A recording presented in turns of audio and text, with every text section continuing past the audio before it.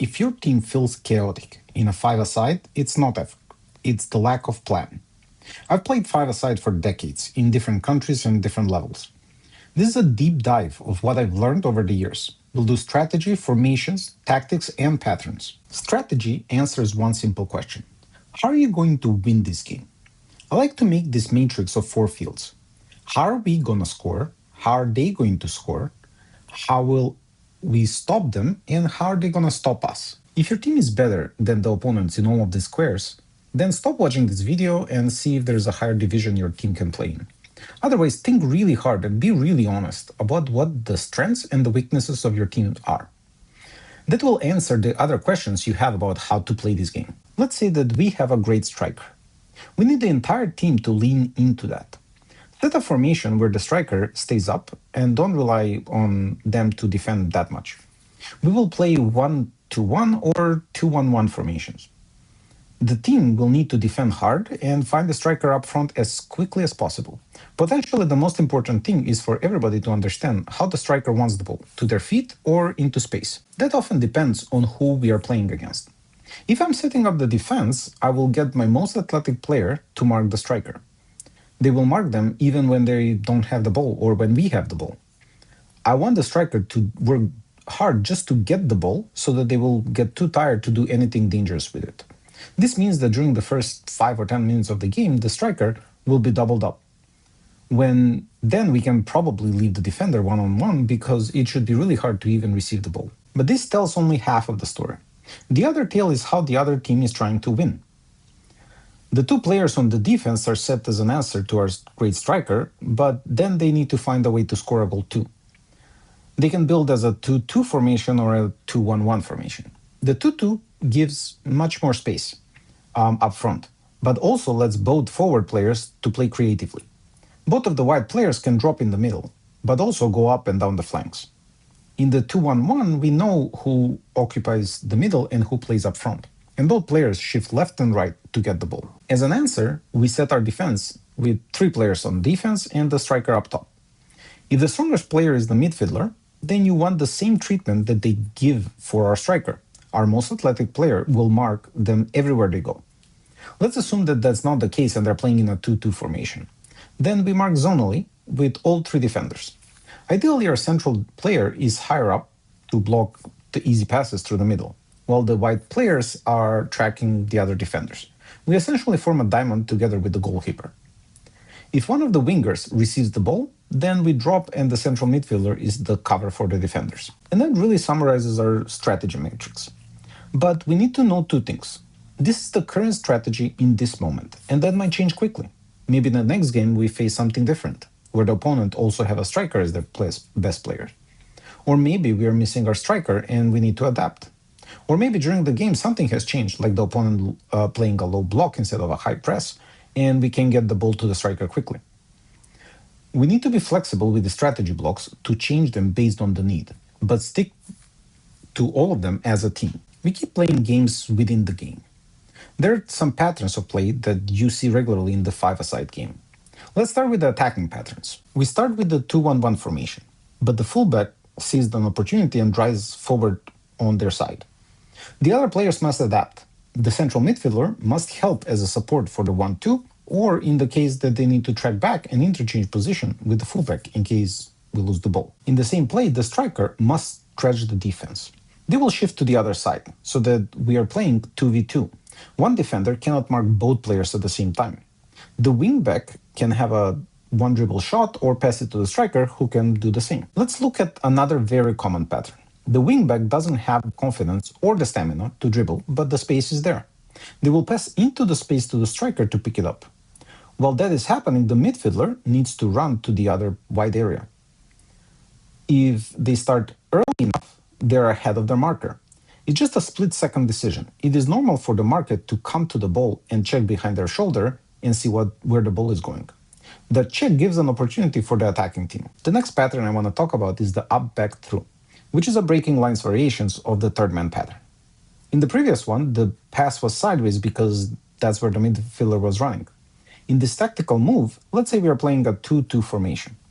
If we find a long pass forward, the next pass can be back and still create a great opportunity for our team. Don't forget that a player can probably shoot from anywhere in the attacking half. It can be that the fullback is on the same side and cuts in, or that it can be towards the center, which is even more dangerous. The final attacking patterns I want to talk about is the crossing. It's very common to score with a cross when you're playing five-a-side. The speed of play is fast and the distance is very small.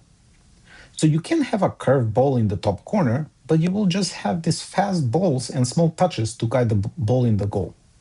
My recommendation is to always do a low cross, either on the ground or at most about knee height. You have three options. First post, or really towards the middle, where the teammate must get to the ball first. This ball will be a very strong cross, almost looks like a shot, and the teammate will just touch the ball and guide it to the goal. You have the second post, then you can have a higher ball and even like a header or a low header. And then the third one, you have the cutback. The cutback is incredibly effective at five-a-side, but it must be a first touch shot because the defender will definitely try to block that. And the final point on the attacking tactics. Regardless of the strategy of your team must be ready for rebounds. There are no offsides and there's no gap between our attackers and the goal. So the easiest way to score is when the ball is deflected after a shot, either by the goalkeeper or even a defender. That also means that our defenders must be ready to react and not let the opponent get a tap-in chance. Similar to basketball, if you lose on rebounding, you will most likely lose the game. Now let's really focus on the defensive pattern of plays, because they're just as important as the attacking ones. Firstly, you need to decide as a team if you're pressing or just containing. And that's for that moment of the game exactly. If your striker decides to press, but the rest of the team is on your own half, most of the time the striker will just get tired when sprinting in a 4v1 rondo. Instead, the players must work with cues. The team contains and looks for a moment to press, for example, a bad touch or even a 1v1 situation with a limited passing option. At that point, the entire team works together to block the easy passes and force a turnover. But it's only at that point. Until then, you contain. Individually, in the game, you can have three roles while defending. You can be defending the player with the ball, as simple as it gets. If you are on the attacking half, it is up to you if you want to press or just contain. If you're in your own half, you're primarily containing the player and preventing an easy shot. Unless there's another player covering for you that. You can see here how in a 3v3 situation, the roles of defending and covering changes, depending on who has the ball.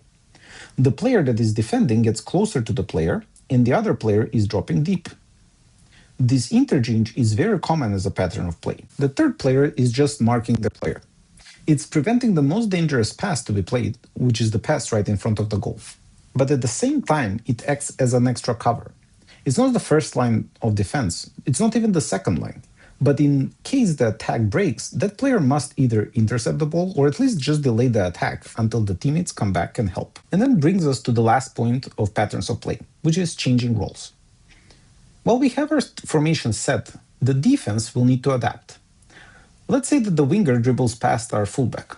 Then the cover comes to help. The fullback then needs to see that and stop chasing the ball and take over the role to defend centrally. The other fullback will tuck in even more because they need to anticipate a moment where in the middle it's actually empty. The question sometimes comes up, when should they change back? Well, if the oppositions decide to pass back, then maybe we change back quickly. But maybe we even win the ball and the fullback, who is right now in the middle, has open space to go forward. Then you attack. You can switch back later on when the ball is out of play or when we can score a goal. I want to make three more points about five-a-side that you must know. They're not patterns of play, they're just rules if you want to win this game. We kept talking about the individual qualities as advantages and disadvantages. There's also one more advantage you can have, which is if your team is just full of runners. I have played against teams that were technically and tactically inferior. Basically a bunch of athletes that used to play other sports. They played with high intensity all the time. Often it's impossible to compete because the high press is there throughout the entire game. And while there is not much quality, the team gets infinite opportunities to score, often in pretty good chances. So if you have a good team of runners, use that to your own advantage and just unleash the press throughout the game. The other side I want to say is exactly that. The opposite side of what you have is a team that is getting more tired than the opponent. You will need to compensate for that. You will need to slow the game down. And that includes taking longer to put the ball back into play, of course within reason and not if you have a free chance for a quick restart. But there is only so much you can gain from this. The main way will be to consider playing a low block instead of a high press. You will get less tired chasing the ball half the field rather than chasing it throughout the entire field. The second way is to really spread out when attacking and often bring the ball back to restart the attack so that their players can sprint back and forth against you across the entire field just to press. And that brings me to the final point, which is goalkeepers. I like five-a-side because it treats the goalkeeper as a player, not just a goalie. Your players can often use the help of a back pass to the goalkeeper. If the goalie can be player with their feet, then we attack as 5v4, not a 4v4. This is a huge advantage. It doesn't mean that the goalkeeper cannot kick the ball forward, but those kicks should not be blind and kind of like out of play with maximum power. Instead, they will be passes with intention and purpose. And I have played five-a-side for several decades now. It's been fun and challenging, but also a learning experience.